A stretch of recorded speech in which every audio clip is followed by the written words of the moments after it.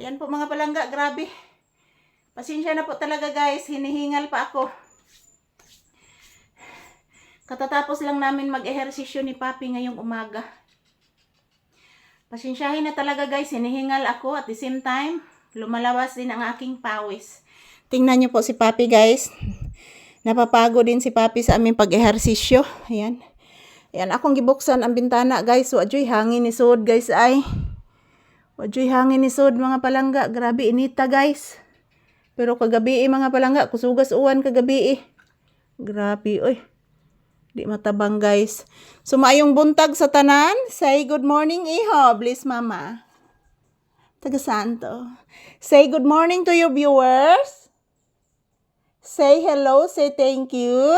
Papi anak. Say good morning to your viewers and say hello. Say thank you anak bibi ko. Ayan po guys. Maayong buntag. Kumusta po ang inyong Thursday morning guys? April 9, 2026. Ayan po si Papi guys. Katatapos lang po namin mag-ehersisyo. Ayan, napapagod. Ayan.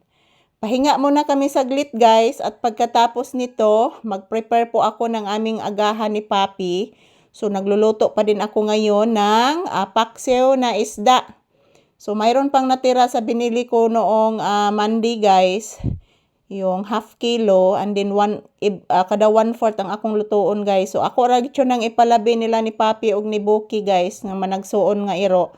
Ako lang ipalabi nila guys kay pwede ram ko magsuwa og noodles, itlog. So kanang isda guys para ako ra gyud nang mga iro guys. Sabaw lay ako ana guys sa akong isda. Sabaw lang palabi ko lang na sa akong mga alaga, akong sudan guys, akong isda. Kay di man guni mga on sila mga palangga og walay sudan. So ako guys, pwede ra man ko magbahog og Milo, pwede ra ko magbahog og kuan guys, tabliya. Pero kani sila guys, di man intaw ni mga on guys. So ako na lang jud na ipalabi ang isda nila guys. Kay gituyo na nakog unon mga palangga, paksiw guys sa Bisaya inununan. Kay para po matimik-timik guys ba. Sa akong half kilo, 1 week po ang ulam.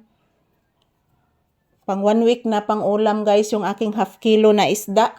So maayong buntag. Good morning to all. So ayan po mga palangga, pawisan pa din ako. So wala kaayo ni sulod hangin diri guys. Grabe inita diri sulod sa balay guys oy. So pagkatapos nitong aking video ngayon, so magpapakain po ako ng aking mga alagang aso. So, 3 po ang aking aso ngayon. So, yung isa, adopted ko lang po. Yun si Whitey. Adopted ko lang yung isa, guys.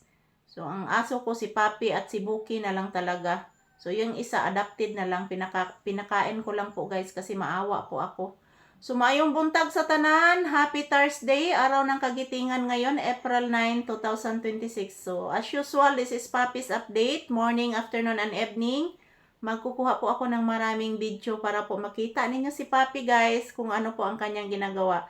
So thank you for watching to all my viewers and subscribers. I love you all. Salamat po palagi guys sa inyong walang sawang panunood. Tingnan nyo po si Papi oh. Napapagod siya guys. Napapagod ka anak?